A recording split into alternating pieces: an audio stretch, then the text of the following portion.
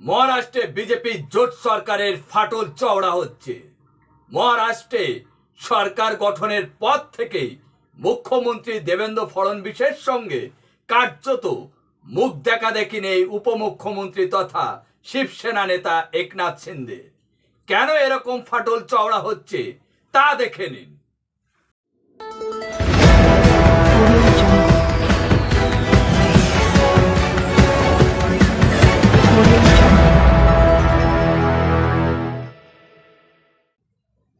সবাইকে শুভেচ্ছা ও ভালোবাসা জানিয়ে আমি আফতাব হালদার আজ শুরু করছি দেশের খবর। মহারাষ্ট্রের শাসক মহাজুতি জোটের ফাটল ক্রমশই চওড়া হচ্ছে। মহারাষ্ট্রের সরকার গঠনের পর থেকে মুখ্যমন্ত্রী দেবেন্দ্র ফড়নবীশ সে সঙ্গে কার্যত মুখ দেখা দেখি নেই উপমুখ্যমন্ত্রী তথা শিবসেনা নেতা একনাথ শিন্দে। আর সেই টানাপোড়েনে আরও বেড়েছে বনমন্ত্রী গণেশ নায়েকের জনতার দরবারকে কেন্দ্র করে। সিন্ধের অন্যতম শক্তিশালী ঘাঁটি থানেতে জনতার দরবার করেন এই বিজেপি নেতা। শুধু তাই নয়, মার্চ মাসে থানেতে ফের ওই জনসংযোগ অভিযান হবে বলেও জানিয়েছেন গণেশ নায়েক। থানে কালেক্টর অফিসের সামনে বিশাল পোস্টার ঝুলিয়ে সেই অনুষ্ঠানের ঘোষণা করা হয়েছে। দিন দুয়েক আগে সিন্ধের হুঁশিয়ারি সুরে বলেছিলেন, আমাকে হালকাভাবে নেবেন না। আর এর পরেই সিন্ধের ঘাঁটিতে শরিক দল বিজেপি নেতাদের কর্মসূচি ঘিরে তুমুল শোরগোল ছড়িয়েছে মহারাষ্ট্রে রাজ্য রাজনীতিতে।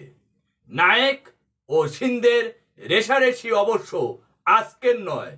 সিন্ধে যখন থানে জেলার প্রধান ছিলেন সেই সময় নবী মুম্বাইয়ের রাজনীতিতে প্রভাবশালী নেতা ছিলেন নায়েক। তখন তিনি ছিলেন এনসিপির নেতা। 1990 সালে প্রশাসনের সঙ্গে জনগণকে যুক্ত করার লক্ষ্যে জনতার দরবার শুরু করেন তিনিই প্রথম। দল বদলের পর মহাজুতি সরকারের মন্ত্রী হওয়ার পরও একই পথে হাঁটছেন তিনি। এজন্য বিতর্ক হলেও নিজের ঘোষিত কর্মসূচি থেকে পিছিয়ে আসার প্রশ্ন নেই বলে ইঙ্গিত দিয়েছেন নায়েক। ফেব্রুয়ারি মাসে 3 তারিখে নবী মুম্বাইয়ের ফাঁসি আর 21শে ফেব্রুয়ারিতে পালঘরের ধাঁচেই থানের মানুষের সমস্যা সমাধান করার জন্যেই জনতার দরবারের একমাত্র উদ্দেশ্য বলে জানিয়েছেন বনমন্ত্রীর ঘনিষ্ঠরা।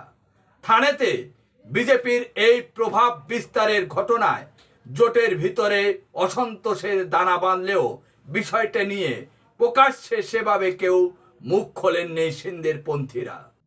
বরং থানে লোকসভার সাংসদ নরেশ মাসকে বলেন, মানুষ যদি তার রাজনৈতিক নেতাদের সঙ্গে দেখা করেন তাহলে আমরা কেন আপত্তি করব।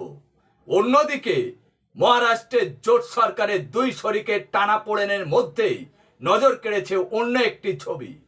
মুম্বাইয়ের একটি বিয়ে অনুষ্ঠানে শিবসেনা উদ্ভবপন্থীর প্রধান উদ্ধব ঠাকরের সঙ্গে হাসি মুখে আলাপচারিতায় দেখা যায় মহারাষ্ট্রে নবনির্বাণ সেনা প্রধান রাজ ঠাকরেকে।